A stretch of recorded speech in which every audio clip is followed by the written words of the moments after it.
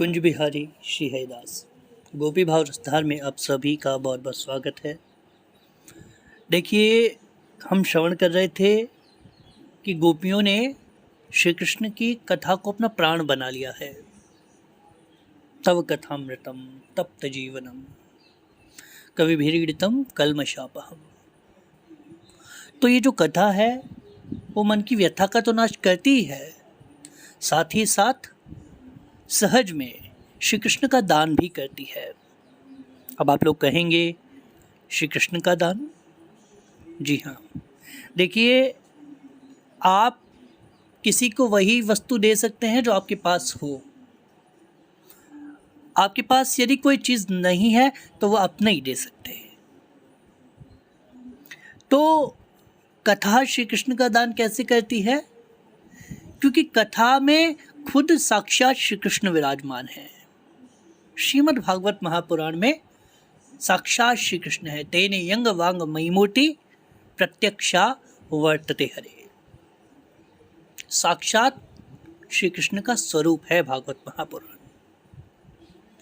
अब आप कहेंगे कि हमने इतनी भागवतें सुन ली लेकिन अब तक तो श्री कृष्ण मिले नहीं, तो हम कैसे मान लें कि कथा कृष्ण का दान करती है?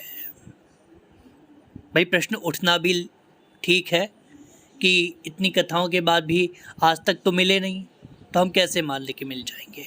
देखिए, कथा श्रवण करके ही ठाकुर जी मिल जाएंगे ऐसा भी नहीं है।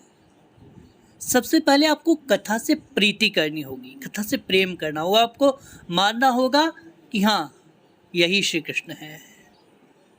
जब आप मान लोगे तो संकल्प सिद्ध हो जाएगा। कहते हैं कि संकल्प से सिद्धि होती है। पहले आप मानिए तो सही। हमने तो कई लोग ऐसे भी देखे जो कथा में इसलिए जाते हैं कि वहाँ थोड़ा प्रसाद मिल जाएगा।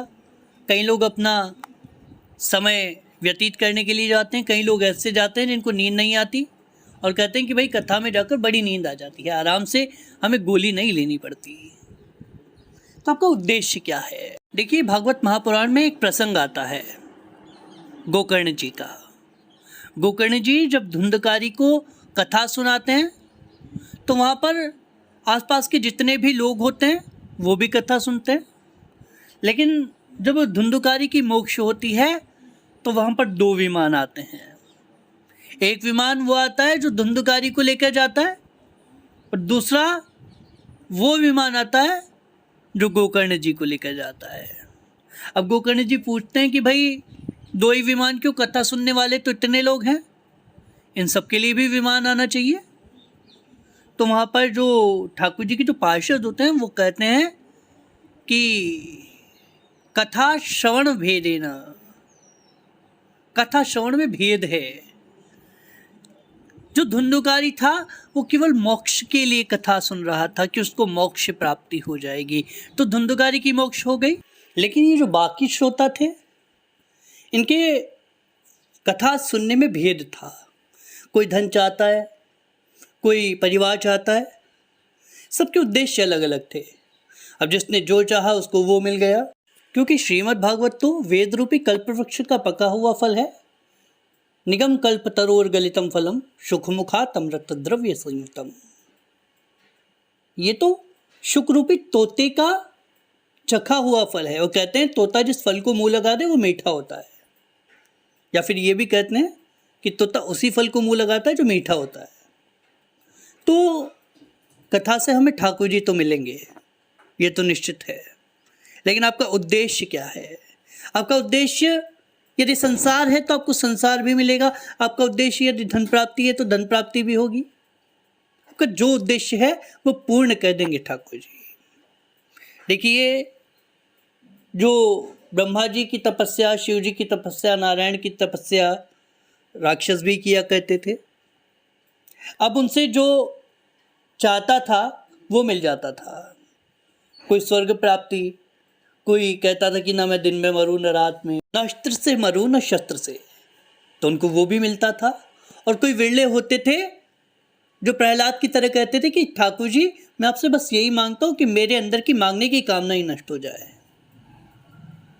तब नारायण कहते हैं कि प्रहलाद तुमने तो वो मांग लिया जो बड़े बड़े महात्मा लोग नहीं मांग सकते, तुमने तो इस बहाने साक्षात मुझे मांग लिया।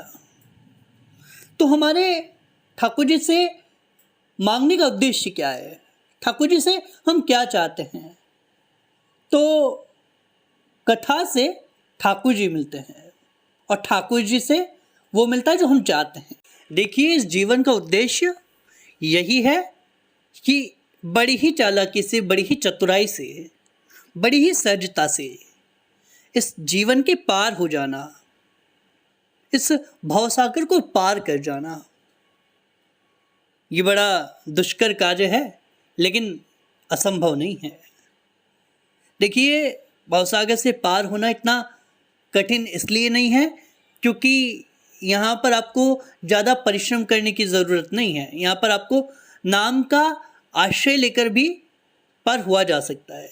कलयुग केवल नाम आधारा, सुमिर सुमिर नर उतरहि पारा। तो यहाँ पर बड़ी ही चतुराई से आप नाम का आश्रय लेकर इस भवसागर से पार हो सकते हो।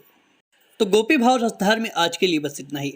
हमारी श्रृंखला से जुड़ने के लिए चैनल को सब्सक्राइब कीजिए, बेल आइकन पर क्लिक कीजिए। और अगर आप लोग हमसे कोई सवाल पूछना चाहते हैं तो कमेंट बॉक्स में पूछ सकते हैं, या फिर इंस्टाग्राम पर भी आप हमसे जुड़ सकते हैं। लिंक हमने डिस्क्रिप्शन में दे दिया है। कुंज बिहारी श्री हरिदास।